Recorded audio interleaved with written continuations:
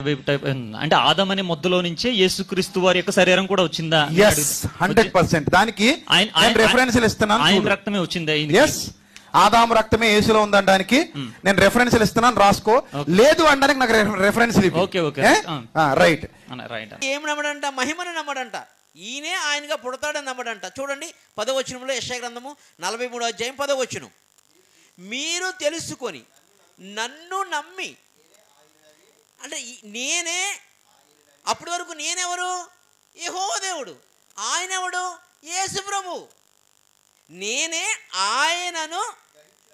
ఆయనని గ్రహించినట్లు మీరును నేనును ఏర్పరచుకొనిన నా సేవకుడును. చాలు, నాకు సాక్షులుగా ఉండాలంట. నాకు అందుకనే యేసుప్రభు ఎప్పుడు ఎత్తుకున్నా కూడా యెషయా చెప్పింది నిజమే, యెషయా చెప్పింది నిజమే అంటే ఎత్తుకుంటాడు. మీరు చూడండి, యెషయా కొరకు ఎన్ని ఎత్తుకున్నాడు. ఎవరు? యేసుప్రభు. కొత్త నిబంధనలు చాలా ఎత్తుకున్నప్పుడు అన్నీ చెప్పడానికి సమయం సరిపడలేదు, చెప్పట్లేదు, కంటెంట్కి వెళ్తున్నాను. నేనే ఆయనని మీరు నమ్మి నాకు సాక్షులుగా ఉండాలి. ఏముండాలయ్యా? దేవుడు ఉన్నాడు కదండి, ఆయన సమీపింపరని తేజస్సునందు ఉన్నాడు కదా, ఆయన మహిమను చూశాను. ఆయన ఎలా వస్తున్నాడంటే తన మహిమనంతా తీసేసుకుని తగ్గించుకుని రిక్తునిగా మార్చుకుని మరియ గర్భంలోకి వస్తున్నాడు. ఇది నేను నమ్మాను. ఇది సాక్ష్యం ఆయన పొందింది. ఎవరు? యెషయా ప్రవక్త. యెషయా ప్రవక్త ఏం తెలుసుకున్నాడంట? నేనే ఆయనని దేవుడే చెప్తున్నాడంట 43వ అధ్యాయంలో. నేనే ఆయన అని నమ్మి గ్రహించినట్లు ఏం చేయాలంట? ఇప్పుడు ఈ కొత్త నిబంధనలు ఏం చెప్తున్నాడు? మీరు వింటారు కానీ, చూస్తారు కానీ, హృదయం అంధత్వంలో ఉంది, మీరు గ్రహించరు. యెషయా చెప్పింది నిజమే. ఆయన గ్రహించాడు. గ్రహించి ఏమైపోయాడు? సాక్షి అయిపోయాడు. దేవుడు మరలా పుడుతున్నాడు రా, నేనే ఆయనగా వస్తున్నాడు. ఆయన చెప్పుకున్నాడు, నేనే ఆయనగా వస్తున్నాడు. ఆయన ఎవరంటే కనుక నజరేయుడైన యేసు క్రీస్తు. అది కొత్త నిబంధనలో కూడా చెప్పారు. అపోస్తులైన పౌలుతో సహా మిగతా అపోస్తులు 12 మంది కూడా ఏం చెప్పారు తెలుసా? యేసే క్రీస్తని వారిని ఒప్పిస్తూ ఉన్నారంట. ఏమని? యేసే అంటే యెహోవా దేవుడే క్రీస్తుగా రక్షకుడిగా వచ్చాడని ఒప్పిస్తూ ఉన్నారంట. ఇప్పుడు కూడా ఇంకా ఒప్పించవలసి వస్తుంది, పరిశుద్ధాత్మ వచ్చేసిన తర్వాత కూడా. యేసే క్రీస్తని రుజువుపరుస్తున్నారంట. యెషయా కూడా అదే చెప్తున్నాడు, నేనే ఆయనని. కొన్ని తండ్రి కుమారుడుగా వచ్చాడని చెప్పడానికి, కొన్ని నేనే ఆయననని. హల్లెలూయా.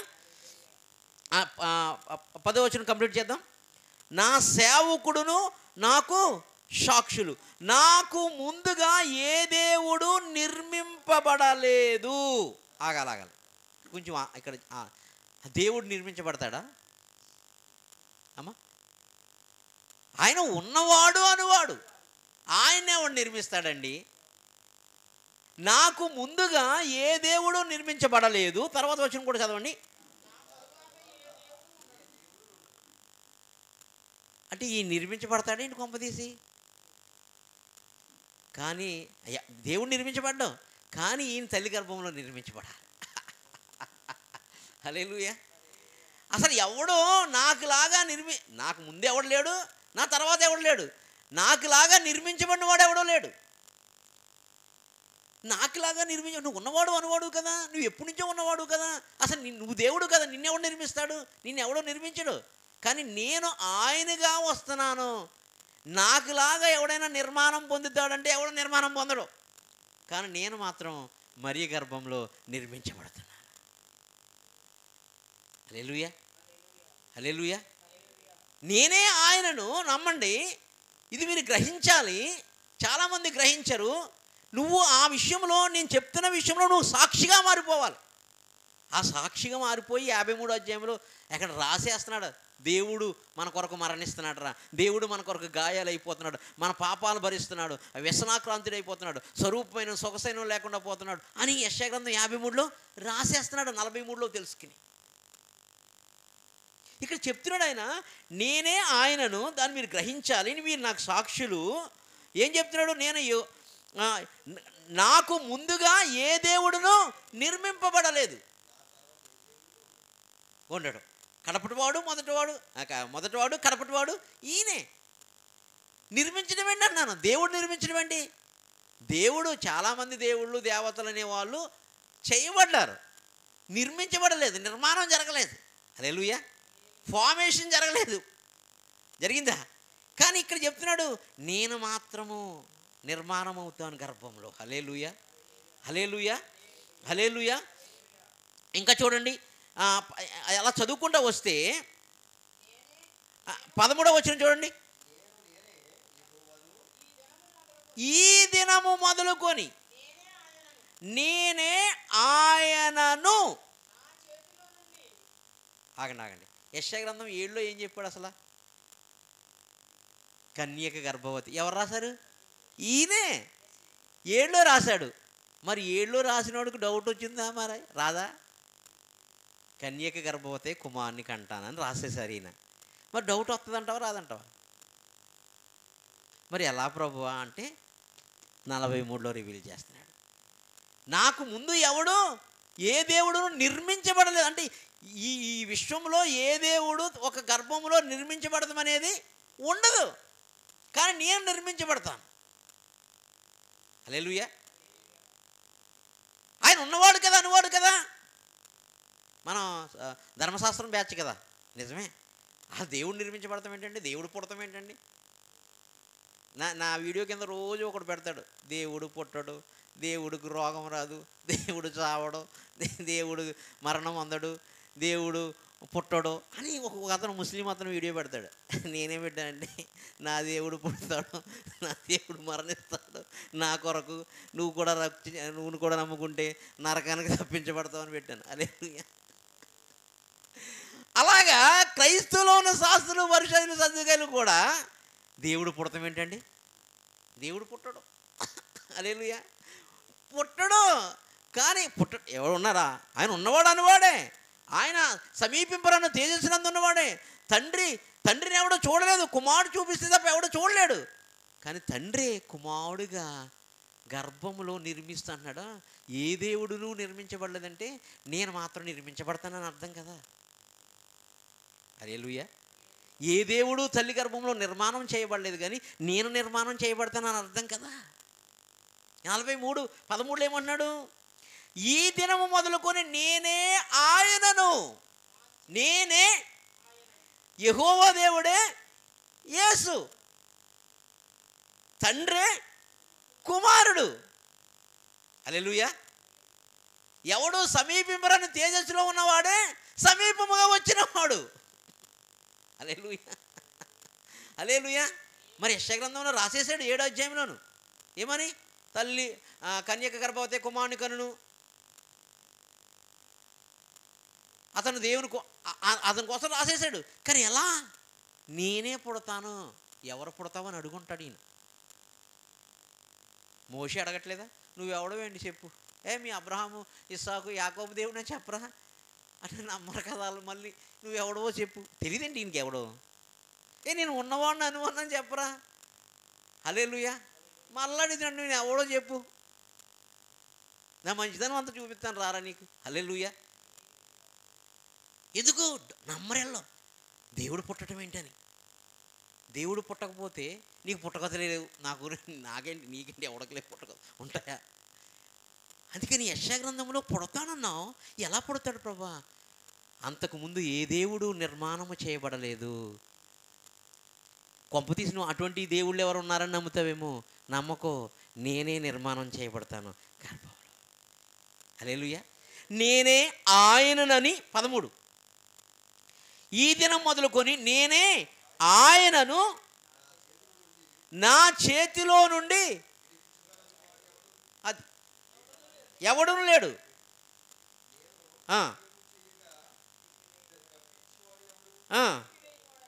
నేను కార్యము చేయగా త్రిప్పివేవాడు ఎవడు? అసలు దేంతో మొదలెట్టాడు? 43 మొదటి వచనం చదవండి. యాకోబు నిన్ను ఏంటట, చివరికి నిన్ను సృజించింది నేనేరా అని మొదలెట్టి నేను కూడా సృజించబడుతున్నానని చెప్తున్నాడు. హల్లెలూయా. అక్కడ మొదట బిగినింగ్లోనే నిన్ను సృజించువాడును నేనే, ఇజ్రాయేలు నిన్ను నిర్మించేవాడు ఇలాగూ సెలవిచ్చుచున్నాడు అని చెప్పి నేను ఎలా విమోచిస్తాను తెలుసా, నేను ఎలా ఇజ్రాయేల్గా మారుస్తానో తెలుసా, పరలోక ఇజ్రాయేల్గా. హల్లెలూయా. నేను మరలా పుట్టి, నేనే ఆయనగా పుట్టి, నేనే దేవుడే నిర్మించబడి, ఇంతకుముందే కూడా నిర్మించబడలేదు, నేనే. అసలు నిర్మాణం నాకు అవసరం లేదు, మీ కొరకు. ఈ సబ్జెక్టే చెప్పాలంటే చాలా టైం అయిపోతుంది. హల్లెలూయా, హల్లెలూయా, హల్లెలూయా. కాబట్టి ఆ కొత్త నిబంధనలు వీళ్ళందరూ ఏం చెప్తున్నారు? యేసే క్రీస్తని, తండ్రిని కుమారుణ్ణి అంగీకరింపని వాడే క్రీస్తు విరోధి. తండ్రిని కుమారుని అంగీకరించడం ఏంటి? ఎలా అంగీకరించాలి? యేసే క్రీస్తుని అంగీకరించాలి. అంటే దేవుడే, యెహోవా దేవుడే కుమారుడుగా వచ్చాడు, పుట్టాడు, నిర్మించబడ్డాడని అంగీకరించాలి. ఎవరి ద్వారా? పరిశుద్ధాత్మ ద్వారా, మనిషి ద్వారా కదా. హల్లెలూయా, హల్లెలూయా. ఇది తెలియకపోతే నిత్య జీవం లేదు. తండ్రిని కుమారుని ఎరుగుటే. హల్లెలూయా. ఇది తెలియాలి. అందుకోసం సంఘానికి ఫండమెంటల్ వేస్తున్నాడు. ఆదాము రక్తంలోంచి వచ్చాడు, మరి రక్తంలోంచి వచ్చాడు, అబ్రహాం సంతానంలోంచి వచ్చాడు, దావీదు సంతానంలోంచి వచ్చాడు. మనం కూడా ఆ సంతానంలోంచి వచ్చాం కదా. మనల్ని వేసేస్తే అయిపోద్ది కదా ఒక దెబ్బ.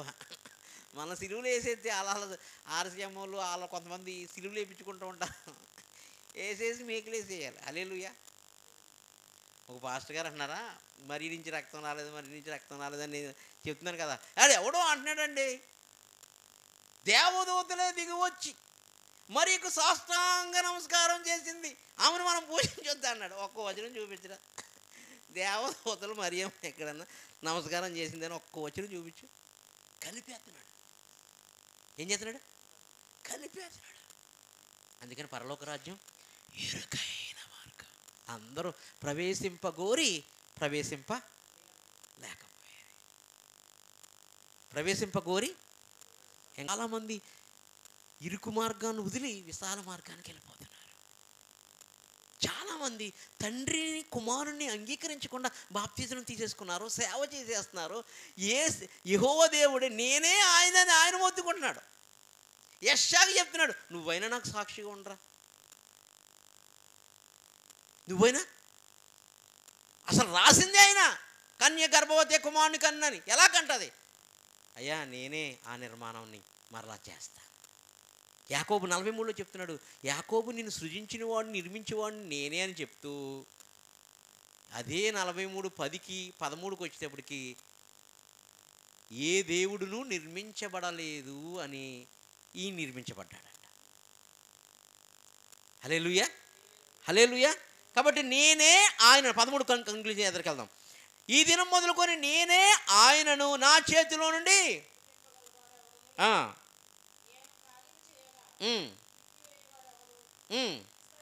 పరిశుద్ధ దేవుడును మీ విమోచకుడైన యెహోవాను ఇలాగూ చాలు బబులోను నుంచి ఎలా తీసుకొస్తాడని చెప్తున్నాడు. హల్లెలూయా, హల్లెలూయా. ఇప్పుడు వాళ్ళ అమ్మ ఏం స్టేట్మెంట్ ఇచ్చిందో చూద్దాం. ఎవరమ్మా? మరియా, ధన్యురాలు, పరిశుద్ధురాలు, దీనురాలు, యేసుక్రీస్తు దాసురాలు. బైబిల్లో ఉన్న మాటలు చెప్తున్నాను. హల్లెలూయా. ఆమె ఏమి స్టేట్మెంట్ ఇచ్చిందో చూద్దాం ఒక్కసారి. హల్లెలూయా. లోకసువార్త 1వ అధ్యాయం. అంటే నేను గొప్ప విషయం ఒకటి చెప్పబోతున్నాను, దానికి చెప్పాలంటే ఇవన్నీ లింక్ అవసరం ఉంది. లోకసువార్త 1వ అధ్యాయము 43వ వచనం.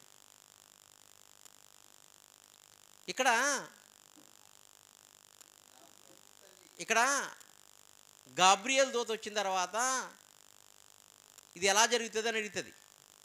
పరిశుద్ధాత్మ నీ మీదకు వచ్చును, పరిశుద్ధాత్మ శక్తి నిన్ను కమ్ముకొను, అప్పుడు నువ్వు గర్భవతే కుమారుని కంటావు, అతను దేవుడు అనబడతాడు అని చెప్తాడు. చెప్పినప్పుడు నీ మాట చెప్పిన నాకు, అంటే ఆయన కింద ఇంకొక మాట చెప్తాడు ఆ గాబ్రియల్ దూత ఏం చెప్తుంది, దేవుని మాట ఎక్కడ నిరర్ధకము కానేరదు అని చెప్తుంది. అంటే నీ మాట చెప్పిన నాకు జరుగును గాక అని చెప్తూ, నువ్వు ఇంకా నమ్మలేదేమో, మీ చుట్టాల్లో ఒక ఆమె ఉంది కదా ఎలిజబెత్, ఆమె కూడా గర్భవతి 5వ నెల 6వ నెల, మీరు వెళ్ళి చెక్ చేసుకో అని చెప్తాడు. హల్లెలూయా. అప్పుడు ఆ ఊరికి వచ్చి ఆమె దగ్గరికి వచ్చినప్పుడు జరుగుతున్న ఘట్టం ఇప్పుడు మనం మాట్లాడుకుంటున్నాం. లోకాసు వార్త 1వ అధ్యాయము 43వ వచనం. ఎవరు చెప్తున్నారు? ఎలిజబెత్ చెప్తుంది, నా ప్రభు తల్లి. ప్రభు అక్కడే కదా ఇజ్రాయేల్కి ప్రభు అక్కడే కదా, ఆత్మ ఒక్కడే కదా. కొత్త నిబంధన అదే చెప్తుంది కదా, ప్రభు ఒకడే, ఆత్మ ఒకడే, వాక్యం ఒకడే, బాప్తిజం ఒకటే, ఇవన్నీ చెప్తుంది కదా. మరి నా ప్రభు తల్లి అంటుందండి. అంటే ఎలిజబెత్ కూడా తెలుసు నేనే ఆయనగా పుడతాననే విషయం. హల్లెలూయా. వారి మీదకి ఆత్మ దిగి వచ్చిందంట, వాళ్ళిద్దరి మీదకి. ఈమె వందనం వచ్చిన వినగానే ఆ మీదకి ఆత్మ దిగి వచ్చిందంట. నా ప్రభు తల్లి, మరియే తల్లి, కానీ ప్రభు ఎవరు? దేవుడు కదా.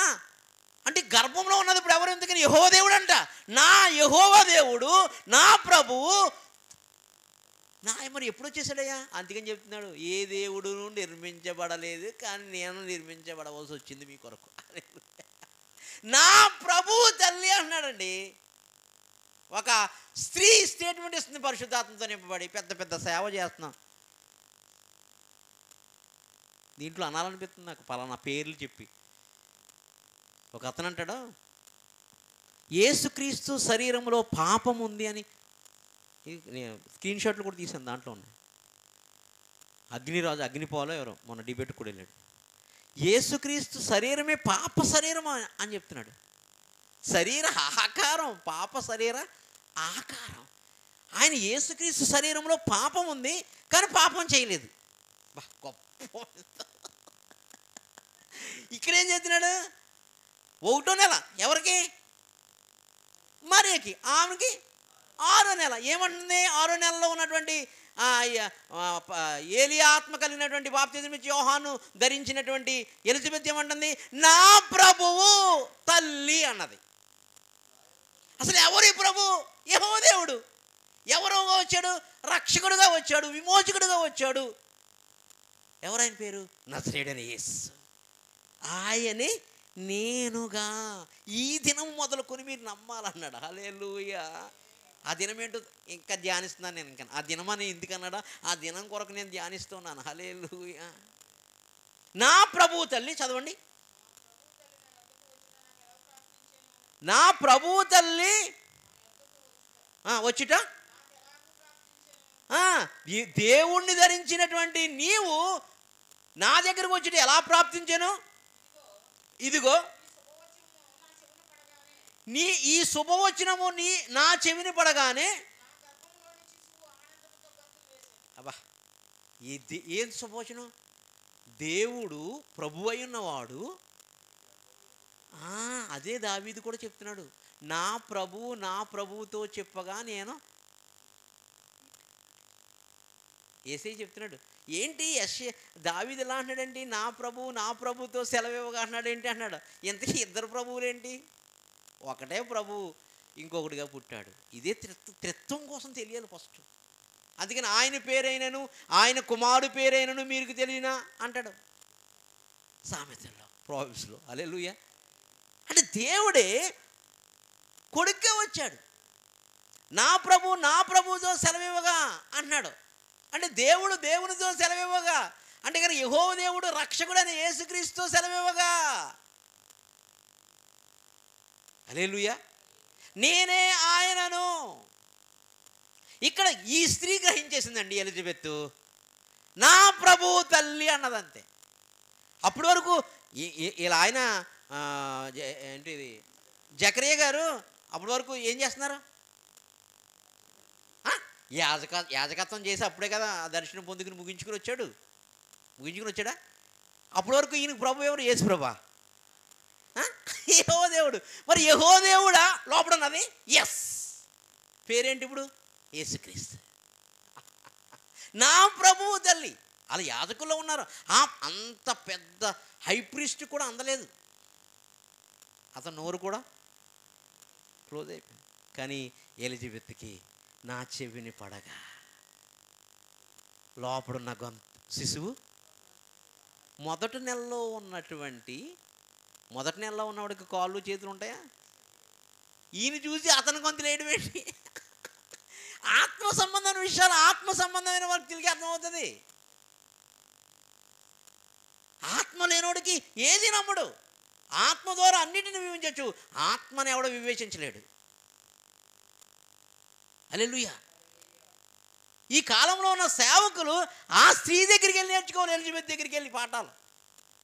ఒరే నా ప్రభువు తల్లి అంటుందేంటి? ప్రభు ఎవడు అసలు ఈ లోకంలో? ప్రభువు అని పెద్ద అక్షరాలతో ఉంటుంది పాత నిబంధనలో, చూసారా? ఆ ప్రభువు ఉన్నాడంట ఎవరి గర్భంలో? మరియ గర్భంలో. నా ప్రభువు తల్లి ఎలా ప్రాప్తించెను? ఈ శుభవచనం నా చెవులు పడగానే. చాలు, మనం సబ్జెక్ట్ సరిపోదు కానీ 46కి వెళ్దాం. 46కి రా.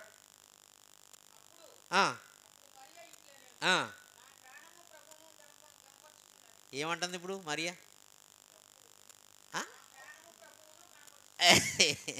ఎవరిని? యేసు ప్రభువుని లోపడున్నాడు, అతన్ని కనబరుతుందంట. ఎవరిని? ఇంకా కిందకి రండి, ఎలా ఉంటుందో.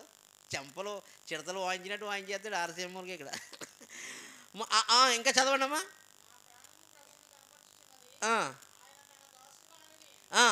దీన స్థితిని కటాక్షించి ఆమె గర్భాన్ని తెరిచాడు. అది ఎవరిని?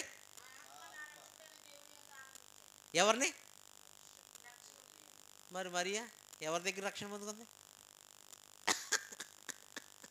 ప్రభు దగ్గర రక్షణ. హల్లెలూయా. ఈ విశ్వంలో ఎవరు అతిథులు కాదు. నా నామము ద్వారా తప్ప మరొక నామము, నా నామము ద్వారా తప్ప ఎవడో రక్షించా. అది తెలుసుకోవాలి. మరియ సాక్షాత్తు ఆయన్ని మోసిన 9 నెలలు మోసిన ఆమె అంటుంది నా ప్రభు అంటుంది. రెండోది అంటుందా? నా ఆత్మ నా రక్షకుడు అని యేసుని. ఇంకా యేసే కదా దేవుడు ఎందు. అది రక్షణ కూడా ఇతనే పాత్రుడు సుమా. నేనేదో మోసాను కాబట్టి ఈ నా కొడుకు అనుకుంటున్నారేమో. కాదు, ఆయన మోయటానికి 5 వచనంలో చెప్తున్నాడు, నా దీన స్థితిని కటాక్షించిన. అంటే ఆ కాలంలో ఈ మరియ ఒక్కతే దీనురాలు, ఆ కన్యక. హల్లెలూయా. కటాక్షించాడంట. అంటే కృప పొందితివి అన్నాడు. అందుకని కొత్త నిబంధనలో వచ్చి ఏమన్నాడు? కృప పొందితివి మరియా, నువ్వు కటాక్షం పొందితివి. గొప్ప శుభవర్తమానం నీకు అసలు. ఈ వింత నీకు నీ జీవితంలో రావడం యెషయా గ్రంథం 7వ అధ్యాయంలో రాయబడింది. కానీ ఆ కన్యక నీవే ఈ రోజున నువ్వు కృప పొందావు. అప్పుడు చెప్తుంది, నా ఆత్మ కూడా నా ప్రాణము కూడా నా రక్షణకు ఆధారమైన ఆ యేసు ప్రభువుల వారిని స్తుతిస్తాను అంటుంది. మీరు ఆర్సీఎంలాగా ఏం చేస్తున్నారు? మా మరియ తల్లి రండి, మమ్మును స్వస్థపరచండి, మా ప్రార్థనలను మీరు అంగీకరించండి. రోజు వింటున్నాను అక్కడ నేను పొద్దుటే లేస్తే. హల్లెలూయా. ఎవరికి చేయాలి ప్రార్థన?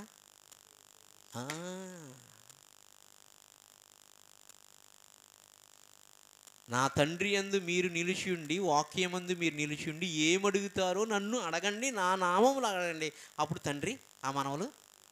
మరి మధ్యలో మరి ఎందుకు? హల్లెలూయా.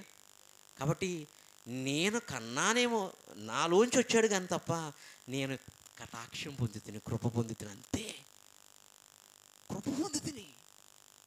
నాకు అర్హత లేదు, జస్ట్ కృప అంతే.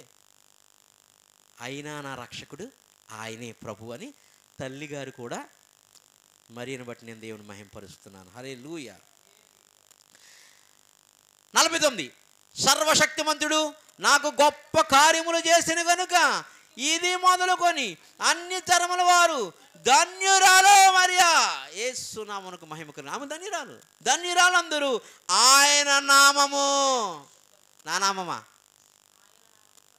భీకరమైన నామం, భయంకరమైన నామం, పరిశుద్ధమైన. అందుకని దూతలు ఏం చెప్తున్నారు? పరిశుద్ధుడు పరిశుద్ధుడు పరిశుద్ధుడు అని దివారాత్రులు. హల్లెలూయా. ఇప్పుడు ఇంతకే మరియ గర్భంలో ఉన్నది ఎవరంట? ప్రభు అంట. హల్లెలూయా. ఇద్దరు ఒప్పుకుంటున్నారు, ప్రభు నాలో నిర్మించబడ్డాడు. యెషయా గ్రంథం 43:10 సృజించబడ్డాడు. ఏ దేవుడునూ నిర్మించబడలేదు ముందుగానే వెనక కానీ అని చెప్తున్నాడు. అంటే నేనే నిర్మించబడతాను అని. హల్లెలూయా హల్లెలూయా హల్లెలూయా. ఇప్పుడు ఆ నిర్మాణం ఎలా జరిగిందో మీకు తెలియాలంటే సొలొమోను మహాజ్ఞాని రాస్తున్నాడు ఒక విషయాన్ని, అది అర్థం అవ్వాలి. యెషయా గ్రంథం ప్రసంగి 11వ అధ్యాయము, ప్రసంగి 11వ అధ్యాయము 4, 5, 6 వచనాలు. గాలిని గుర్తుపట్టువాడు విత్తడు, మేఘములను కనిపెట్టువాడు కోయడు. ఆగాలి. చదవండి 6వ వచనం వరకు కూడా చదివేద్దాం. చూలాలి గర్భమందు ఎముకలు ఏ రీతిగా ఎదుగునది మీకు తెలియదు, గాలి ఏ త్రోవను వచ్చును ఎరుగవు, అలాగనే నీవు ఎరుగవు. ఇక్కడ 4, 5, 6 వచనాల్లో విత్తడం కోసం చెప్తున్నాడు. హలో, ఏం కోసం? విత్తడం కోసం చెప్పి ఏం చెప్తున్నాడంటే గాలిని గుర్తుపట్టువాడు విత్తడు అన్నాడు. పంట బాగా పండుతుంది అనుకో, పైరుగాలు తిరిగిందిరా పంటకు బాగుంటుంది అంటారు మన వాళ్ళు. మీరు ఎప్పుడైనా విన్నారా? మనం వ్యవసాయ కుటుంబంలో పుట్టాను కాబట్టి నాకు కొంచెం వాళ్ళు చెప్పిన మాటలు విన్నాను. హల్లెలూయా. ఇక్కడ గాలిని విత్తడన్న గాలి కోసం కొన్ని మాటలు చూడాలి. మీకు ఆదికాండం 41వ అధ్యాయం 6వ వచనం త్వరగా తీయాలి. 41:6. మరియు తూర్పు గాలి చేత చెడిపోయిన 7 పీల వెన్నులు వాటి తర్వాత మొలిచెను. అంటే తూర్పు గాలి వస్తే ఏమవుతుంది? ఉన్న పంట అంతా చెడిపోతుందంట. హల్లెలూయా. తూర్పు యెహెజ్కేలు గ్రంథము 17వ అధ్యాయం 10 వచనం.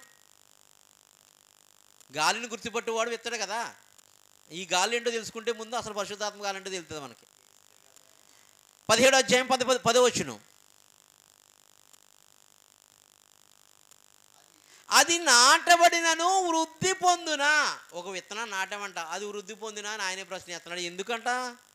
తూర్పు గాలి దాని మీద విసరగా అది బొత్తుగా ఎండిపోవును, అది నాటబడిన పాదిలోనే, అంటే పొది ఉంటుంది కదా, బొది, ఆ బొదిలోనే లేదా పాదులోనే ఎండిపోవును. అంటే తూర్పు గాలి వస్తే విత్తనం అనేది పనిచేయదు. హల్లెలూయా. ఆ సౌత్ గాలికి రండి పోనీ. యోబు గ్రంథము 37వ అధ్యాయం 17 వచనం. యోబు గ్రంథం 37వ అధ్యాయం 17 వచనం. దక్షిణపు గాలి వీచుట చేత ఉబ్బవేయునప్పుడు నీ వస్త్రములెట్లు వెచ్చబడినది నీకు తెలియనా. అంటే ఉబ్బ ఎప్పుడు వస్తుందంట? ఉబ్బరి చేస్తుందరా, గాలి అట్లేదు అంటాం కదా. హల్లెలూయా హల్లెలూయా. దక్షిణపు గాలి. హల్లెలూయా. మొదటే గాలి ఏం చేయదు విత్తనం. ఓకే.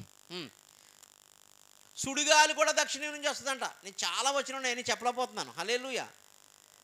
సుడిగాలి కూడా అలాగే తూర్పు గాలి నుంచి మిడతలు వచ్చినాయంట. తూర్పు గాలి వస్తే ఓడలు బద్దలైపోతాయంట. హల్లెలూయా. తూర్పు గాలి నుంచి మిడతలు వచ్చినాయంట, ఓడలు కూడా తూర్పు గాలి చేత బద్దలైపోతాయంట. బైబిల్లో ఉన్నాయి వాక్యాలు. నార్త్ గాలి చూద్దాం. దక్షిణం అయిపోయింది కదా, నార్త్ గాలి చూద్దాం. సామెతల గ్రంథం 25వ అధ్యాయము 23. ఇవన్నీ ఎందుకు? చూలాల గర్భంలో ఏదో విత్తాడంట, చూద్దాం అసలు ఏంటిదో. ఉత్తరపు గాలి, అబ్బా, ఉత్తరపు గాలి వాన పుట్టించెను. అది వదిలే, అది అవసరం లేదు, దీనికి సంబంధించి. ఉత్తరపు గాలి అంటే 3 గాలుల కోసం రాశాడండి. తూర్పు, దక్షిణం, ఉత్తర. పడమట గాలి మరి నేను దొరకలేదు నాకు. హల్లెలూయా. ఈ 3 గాలుల్లో ఎక్కడ చూసినా కూడా తుఫాన్లు భయంకరమైనటువంటి ఉన్నాయి తప్ప విత్తనం మాత్రం మొలదంట. ఇందాక 2 వచనాలు తీసుకుందాం మనం విత్తనం కోసమే కదా. ఇప్పుడు అసలు విషయానికి వద్దాం. ఎక్కడికి వద్దాం? ప్రసంగికి వద్దాం. ప్రసంగి 11 రండి. 4వ వచనం. గాలిని గుర్తుపట్టువాడు విత్తడు, మేఘములు కనిపెట్టువాడు. మేఘం గట్టిగా పట్టేసిన కోస్తాడండి, పంట కోయడు. ఓకే, ఎందుకు ఇవన్నీ చెప్తున్నాడు? ఒరే మీరు మనుషులు, ఈ గాలి వస్తే ఇది పండదు, ఈ గాలి వస్తే ఇది ఎండిపోద్ది, ఈ గాలి వస్తే మిడతలు వస్తాయి, ఈ గాలి వస్తే ఉబ్బ వేస్తుంది, ఈ గాలి వస్తే పలానా వినాశనం జరుగుతుంది. మేఘాలను పట్టేస్తే సాయంత్రం ఎర్రగా ఉంటే ఏమనుకుంటారంట, అమ్మో ఇదేదో గాలి ఓన వస్తుంది అనుకుంటారంట. మీరు ఆకాశం యొక్క సూచనలు గుర్తుపడతారు కానీ నన్ను ఎందుకు గుర్తుపట్టలేదు? ఇక్కడ తెలుసుకోవాలి. ఇక్కడ ఇస్తున్నాడు లింక్. ఆకాశంలో ఉన్న సూచనలు చూసి మీరు ఫలానా ఫలానా అని గుర్తుపడతారు తప్ప, అన్నీ విత్తుతారు తప్ప, అన్ని పంటలు కోసుకుంటారు తప్ప, నేను మీకోసం విత్తబడుతున్నాను రా, అలాగే విత్తనంలాగా అని చెప్తున్నాడు. హల్లెలూయా. 6వ వచనంలో అందుకని అంటున్నాడు, అవి ఎవడును గ్రహింపలేడు అని చెప్తున్నాడు. కన్క్లూజన్ ఇస్తున్నాడు. ఇంతకీ ఎవరిలో విత్తాడంట? మరియలో విత్తాడంట. ఏమి విత్తాడంట? వాక్యము విత్తాడంట. వాక్యము దేవుడై ఉన్నాడు. విత్తువను ఉపానంలో వాక్యము దేవుడు. ఆ వాక్యాన్ని మరియ గర్భంలో విత్తాడంట. హల్లెలూయా, హల్లెలూయా. మరి చూలాల గర్భంలో ఎముకలు అన్నాడేంటి? ఇందాక మనం చదువుకున్నాం కదా, ఆ గాలి వస్తే ఆ వెన్నెలతో సహా లేపేస్తుందని. ఈ ఈ ఈ ఎముకలు ఏంటంటే కనుక వేర్లు, ఆ విత్తనానికి వచ్చే వేర్లు, ఈ ఎముకలు. హల్లెలూయా. అందుకే ఆ ఫలానా గాలి వచ్చినప్పుడు గుర్తుపడితే కనుక చేయలేడు ఎవడనో పంట. కానీ పరిశుద్ధాత్మ గాలి ద్వారా నేను విత్తుతున్నాను. ఎవరిలోకి? మరియలోకి విత్తుతున్నాను. విత్తినప్పుడు ఏమొచ్చినాయి అంటే ఎముకలు. చూలాలి గర్భంలో ఎందుకు ఎముకలు వచ్చినాయో నేను నెక్స్ట్ వీక్లో ఇస్తాను మీకు. ఆ ఎముక నుంచే అవ్వ యొక్క శరీరాన్ని తయారు చేశాడు. హల్లెలూయా. ఆ ఎముక నుంచే అవ్వ యొక్క, మనకు అర్థం కావాల్సిన విషయం ఏంటంటే ఆ ఎముకలకి శరీరం వస్తుంది. ఏమొస్తుంది? ఎముక లేకపోతే శరీరం ఎలా ఉంటుంది? ఉంటుందా? ఎముకున్నది కాబట్టి ఇలా పైకి ఎత్తాను, లేకపోతే ఎముకలకి ఏమిస్తాడంట? చూలాలి గర్భంలో చదవండి.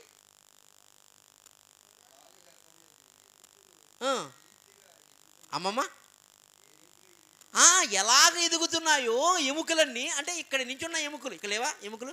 ఇక్కడి నుంచి పాదాల వరకు ఉన్న ఎముకలు ఎలా ఎదుగుతున్నాయో మీకు ఎందుకు ఎముకల కోసం మాట్లాడుతున్నాడు? యెహెజ్కేలు గ్రంథం రండి చెప్తాను.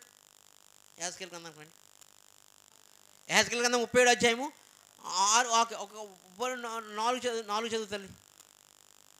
అందుకైన ప్రవచనం ఎత్తి ఎండిపోయిన ఎముకలతో ఇట్లనుము, ఎండిపోయిన ఎముకలారా యెహోవా మాట ఆలకించుడి.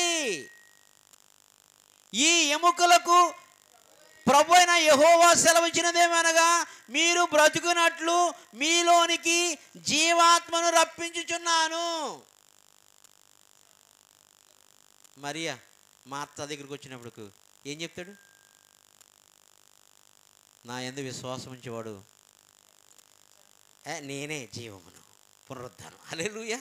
జీవాహారమును అంటే యేసు వస్తాడంట ఎముకల్లోనికి. హల్లెలూయా.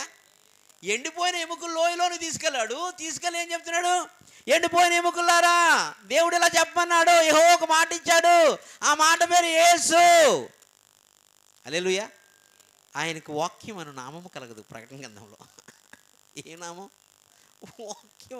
మాటే వాక్యం కదా. హల్లెలూయా. వాక్యమే దేవుడు కదా. వాక్యమే దేవుడు కదా. అది ఎందుకు వాక్యం దేవుడే ఉన్నాడు కదా. హల్లెలూయా. ఆ మాటలో జీవం ఉంది. ఆ జీవాధిపతి అయిన యేసు, నిత్య జీవమైన యేసు. నన్ను తినుటే నిత్య జీవము. ఈరోజు ఏంటి బలారాధన? నన్ను తినుటే మీకు నిత్య జీవము. ఆ జీవాహారం అనే మాట చెప్తుంది. ఎండిపోయిన ఎముకలన్నిటి మీదకి ఆయన జీవాన్ని రప్పిస్తున్నాడు, యేసుని రప్పిస్తున్నాడు. హల్లెలూయా. ఎండిపోయిన ఎముకల దగ్గరికి పోయి వచ్చిన చూడండి.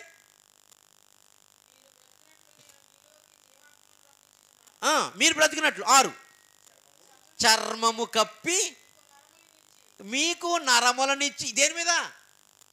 ఎముకల మీద. చర్మము కప్పి మీకు నరములనిచ్చి మీ మీ మీద మాంసము పొదిగి చర్మము మీద కప్పెదను. పై చర్మం కోసం ఆడుతున్నాడు. హల్లెలూయా. ఈ చర్మం చాలా లోపల కూడా ఉంది. పై చర్మం కోసం మాంసం ఇచ్చిన తర్వాత పై చర్మమును కప్పెదను అంటున్నాడు. చదవండి అమ్మగారు. మీలో జీవాత్మ నుంచగా మీరు బ్రతుకుదురు, అప్పుడు నేను యెహోవానై ఉన్నానని మీరు. హల్లెలూయా, హల్లెలూయా. ఎందుకు ఇది చదివిస్తున్నానంటే, ఎముకల మీదకి ఏమొచ్చింది? ముందు ప్రాణం వచ్చిందా? మాంసము నరాలు వచ్చినాయి అంట. అంటే ఎముకలు లేకపోతే మాంసము నిలబడదు. చూలాలి గర్భంలో అంటే గర్భవతి అయినటువంటి ఆ స్త్రీలో మొదట ఏమిస్తాడంట? ఎముకలు ఇస్తాడంట. ఎముకలు ఇస్తే ఇచ్చావు, మళ్ళీ పైన ఏంటి? 4వ వచనంలో నేను గాలిని చూసి విత్తుతారు, ఆ గాలిని చూస్తే ఇది విత్తరు, ఈ గాలిని చూస్తే ఇది విత్తరు, ఆ మేఘాలను చూస్తే కొయ్యరని చెప్తున్నావు. హల్లెలూయా, హల్లెలూయా. మీరు ఆ గాలి, ఈ గాలి, ఆ వాతావరణం, ఈ వాతావరణం, ఆ క్లైమేట్, ఈ క్లైమేట్ సమాచారాలు తెలుసుకుంటున్నారు, కానీ నా సమాచారము ఎవడు నమ్మేను? యెషయా. మేము చెప్పిన ఆ వర్తమానము, ఆ సమాచారం ఎవడు నమ్మాడు ప్రభువా? నీ బాహు ఎవడకు ప్రత్యక్షమైంది ప్రభువా? అవునా? వాళ్ళు విన్నారు, చూశారు, కానీ నమ్మలేదా? హల్లెలూయా, హల్లెలూయా. ఈ గాలిని, విశ్వాన్ని చూసిన పరిశుద్ధాత్మ దేవుడు ఈ చూలాల గర్భంలో ఎముకలు తయారు చేస్తున్నాడు. హల్లెలూయా. ఎముకలు ఉంటే ఏముంటుంది? మాంసం ఉంటుంది. మాంసం ఉంటే నరాలు ఉంటాయి. నరాలు ఉంటే అవయవాలను ఉంటాయి. అవయవాలను ఉంటే పైన చర్మము తొడగబడుతుంది. హల్లెలూయా. ఇవి వేర్లు లాంటివి అనమాట. ఆ ఉపమానంలో విత్తనం అంటాడు. విత్తనానికి వేరు లేకపోతే ఆ గాలి వచ్చినప్పుడు, అంటే ఈ లోకంలో సాతాను గాలికి అన్ని చెట్లు ఎండిపోవచ్చేమో, కానీ జీవవృక్షపు చెట్టు ఎండిపోదు. అది 12 కాపులు కాస్తానే ఉంటుంది. అది తల్లి అయిన మన మరియ తల్లి అయిన గర్భంలో, ఆమె ధన్యురాలు, ఆమె గర్భంలో ప్రవేశపెట్టాడు. అప్పుడంట ఈ సొలొమోను చూస్తున్నాడంట, ఎముకలు ఎదుగుతూ ఉన్నాయంట. ఆ ఎముకలకి చర్మం వస్తుందంట, మాంసం వస్తుందంట. హల్లెలూయా, హల్లెలూయా. అవయవాలు ఏర్పడుతున్నాయంట, నరాలు ఏర్పడుతున్నాయంట, కళ్ళు, ముక్కు, అన్ని అవయవాలన్నీ పాదాల నుంచి నడినెత్తి వరకు ఏర్పడుతుందంట. హల్లెలూయా. ఏ గాలి ద్వారా? పరిశుద్ధాత్మ మరియా నిన్ను కమ్ముకొనును. అప్పుడు అది ఫార్మేషన్ జరుగుతుంది, అది నిర్మించబడుతూ ఉంటుంది. దేవుని శక్తి నిన్ను కమ్ముకుంటుంది. ఆ గాలి వస్తే ఈ విత్తనాలు ఎండిపోతాయి, కానీ పరలోకం నుంచి వచ్చిన ఆ పరిశుద్ధాత్మ గాలి నీలోనికి వచ్చి నీలో ఎముకలను అది రూపిస్తుంది. చర్మాన్ని, మాంసాన్ని, అవయవాలను అది రూపిస్తూ ఉంటుంది. ఎన్ని నెలలు?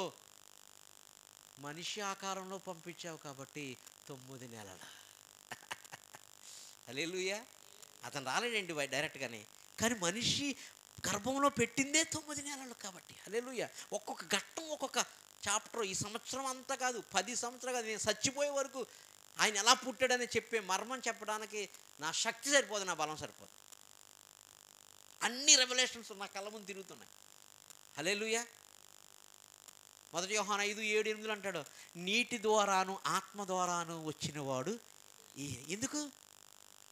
తల్లి గర్భంలో ఒక లేయర్ అనమాట, బెలూన్ లాగా. అంటే మనం బుడగ ఊదుతాం చూడు, ఆ బుడగ ఊదిన ఆ బెలూన్ లాంటి దాంట్లో నీళ్ళు ఉంటాయి. హల్లెలూయా. ఆ నీటిలో ఈ పిల్లోడు ఉంటాడు. హల్లెలూయా. అది కవచం, అది దానికి హోల్ పడకూడదు. అది ఉమ్మని తగ్గిపోయిందంటే పిల్లోడికి బీట్ తాందట్లేదు అంటారు కదా. అందుకని నీరి ద్వారాను ఆత్మ ద్వారాను వచ్చినవాడు ఈయనే. హల్లెలూయా. అదొక సెక్షను. అసలు ఆ నీరు ద్వారా ఏమేమి వచ్చిందనేది చెప్పాలంటే. అందుకని ఆ గాలి విత్తితే విత్తడు. రాకడ కాలం సమీపించింది. ప్రతి ఒక్కడు కాలాన్ని బట్టి విత్తుతున్నాడు కదా. నా కుమారుని కూడా విత్తడానికి సమయము కాలం వచ్చేసింది. అది పరిశుద్ధాత్మ గాలి తీసుకొస్తుంది. ఈ గాలిని కాదయ్యా, ఈ గాలిని సృజించిన పరిశుద్ధాత్మ గాలి, ఈ గాలికి, ఈ విశ్వానికి ఆధారమైన పరిశుద్ధాత్మ గాలి. ఆది కాండంలో అన్నీ పాడైపోయినాయి. పరిశుద్ధాత్మ జలముల మీద అల్లాడి అన్నిటిని సృజించింది, అన్నిటికి జీవాన్ని పోసింది.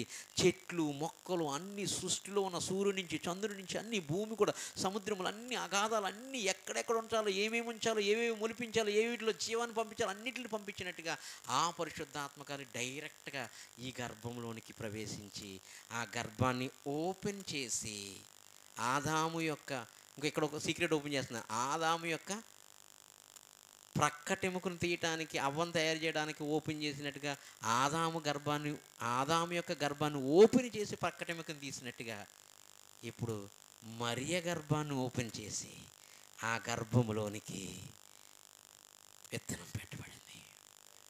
ఆ గర్భం కొరకు తర్వాత మాట్లాడతాను. ఆదాము గర్భం కొరకు, ఆదాములోంచి గర్భం ఎలా వచ్చింది అన్నీ మాట్లాడతాను.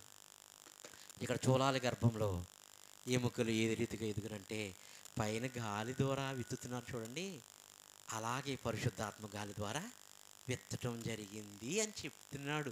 ఎవరు?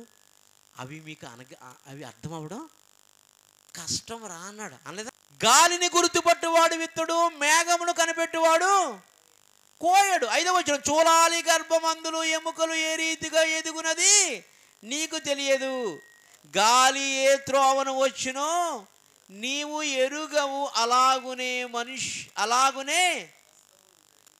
గాలి ఏ త్రోవను వచ్చిందో. హల్లెలూయా. కానీ మనుషులందరూ ఏం కనిపెడుతున్నారంట? ఆకాశం సూచనలు కనిపెడుతున్నారు, ఈ గాలిని కనిపెడుతున్నారు, మేఘాలను కనిపెడుతున్నారు, విత్తట్లేదు, కొయ్యట్లేదు. కానీ వీళ్ళు అనుకోని ఒక కాలం వచ్చింది, అది దేవుడు ఏర్పరిచిన కాలము. నేడు నేను కుమారుని కనియున్నాను అని చెప్పటానికి ఆరంభమైన కాలము, అది దేవుని కాలము. ఆయన ఒక విత్తనాన్ని విత్తుతున్నాడు, అది పరిశుద్ధాత్మ గాలి చేత. ఈ విషయం మీకు తెలియాలంటే, ఆ పరిశుద్ధాత్మ గాలి ఎక్కడి నుంచి వస్తుందో తెలియాలంటే, మనకు తెలియదు అన్నాడు కదా, నిజంగానే తెలియదు. యోహాను సువార్త 3వ అధ్యాయానికి రండి. ఇప్పుడు ఇక్కడ చెప్తాడు ఆ గాలి కోసం.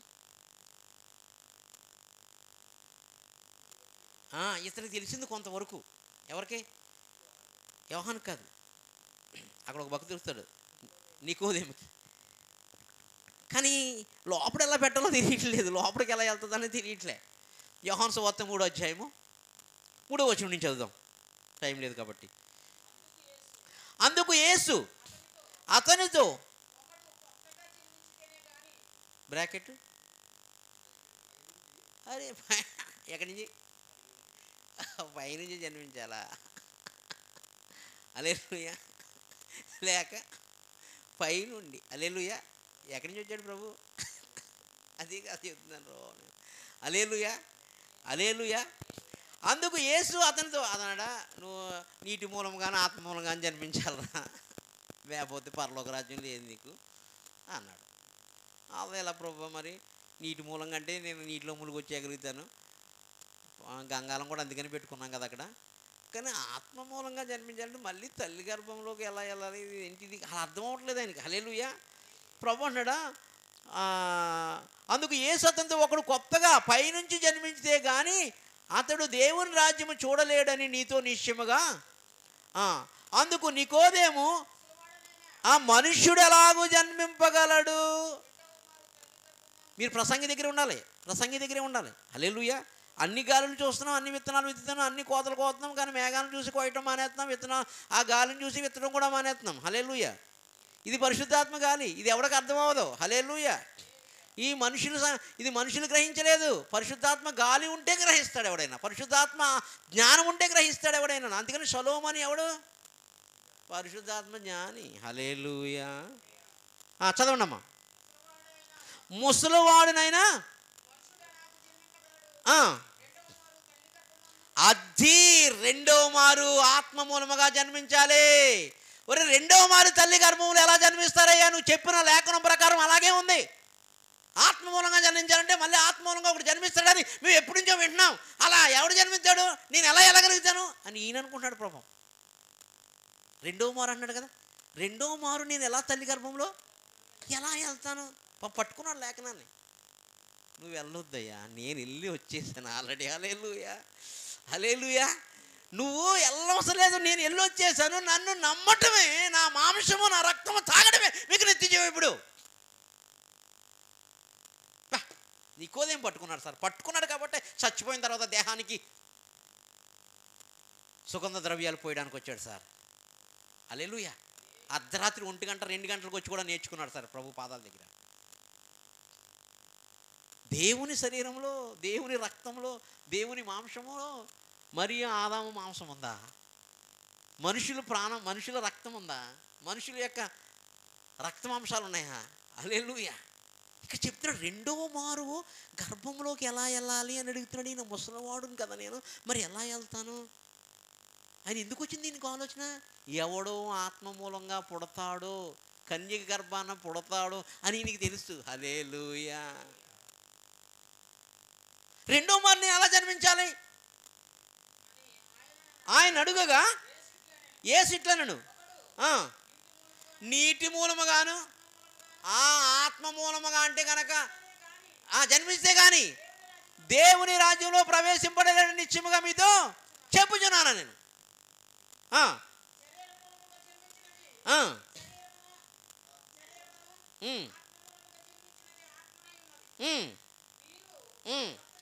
అంటే మనం అందరం ఎవరి మూలంగా జన్మించాం? ఆదాము మూలంగా జన్మించాం. ఆదాముతో పాటు పాపము చేయని వారు కూడా ఆదాము యొక్క పాపంతో పాలిభాగములైపోయారు. కానీ ఆత్మ మూలంగా ఒకటి జన్మించాడు. ఆయన పేరు నజరేయుడైన యేసు. ప్రసంగి చెప్తున్నాడు, అన్ని గాలులు చూసి మీరు విత్తనాలు విత్తుతారు, కానీ పరిశుద్ధాత్మ గాలి ఒక విత్తనాన్ని విత్తుతుంది, అది మీరు చూడలేరు, అది ఒక మర్మము. ఆయన ఆ గర్భంలో ప్రవేశించినప్పుడు ఆయన ఎముకలు ఎదుగుతూ ఉంటాయి. యాజకేలు గ్రంథం ప్రకారము ఆ ఎముకల మీదకి మాంసము, నరాలు, అవయవాలు కప్పుకుంటాయి. ఆయనే జీవాత్మను అని ఊది మరియ గర్భం మీదకి పరిశుద్ధాత్మ శక్తి కమ్ముకున్నప్పుడు మనిషి కుమారుడా దేవుని కుమారుడు అనబడును. ఏ కుమారుడు?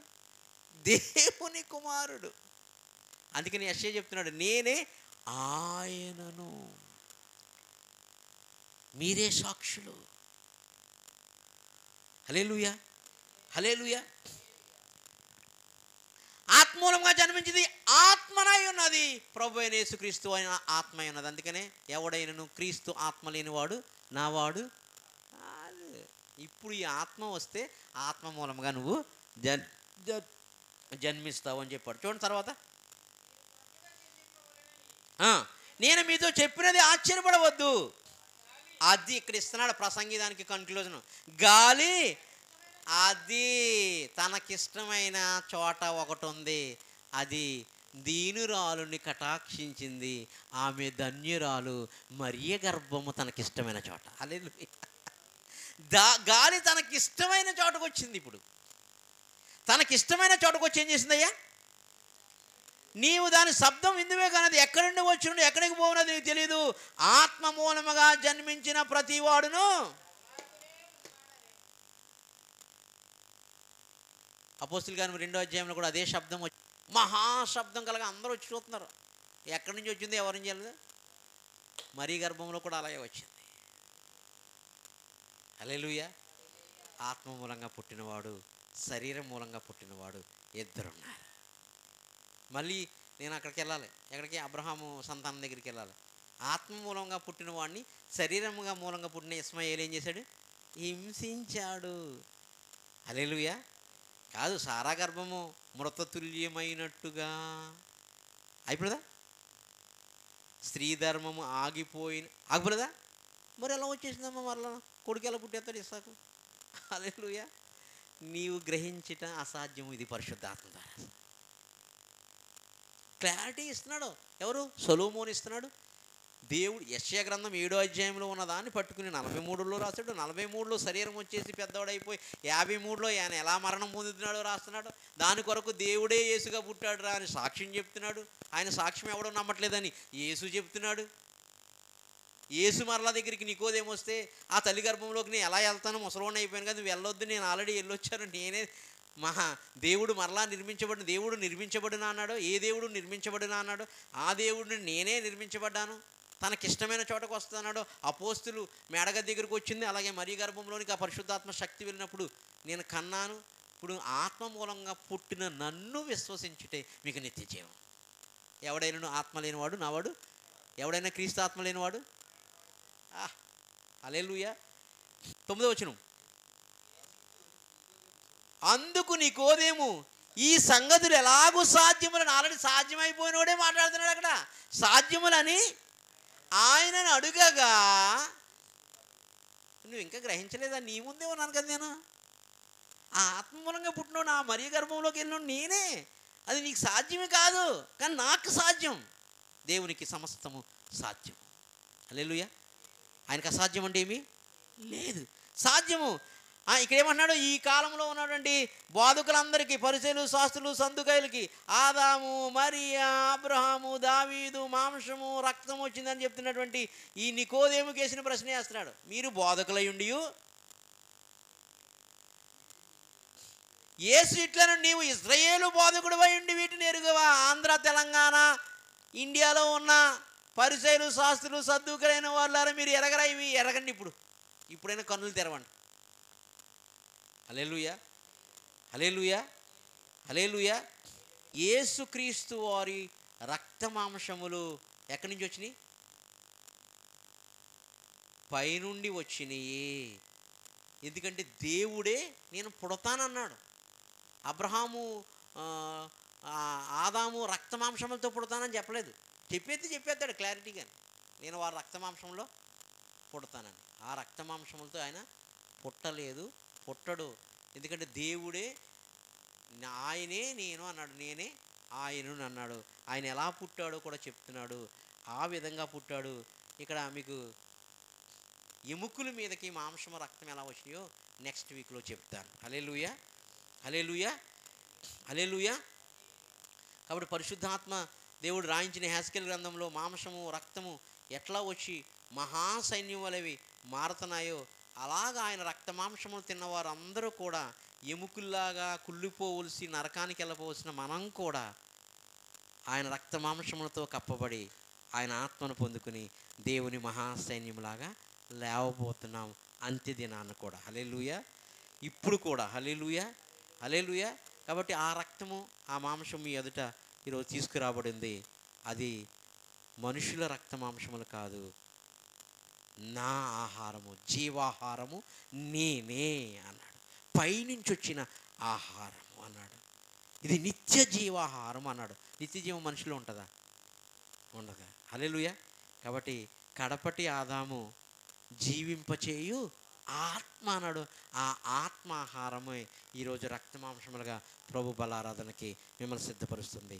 దాంట్లో పాలుభాగస్తులై పరలోక రాజ్యానికి వారసులుగా మార్చబడుదురుగాక. ఈ కొద్ది వాక్యం దేవుడు దీవించును గాక. ఆమేన్.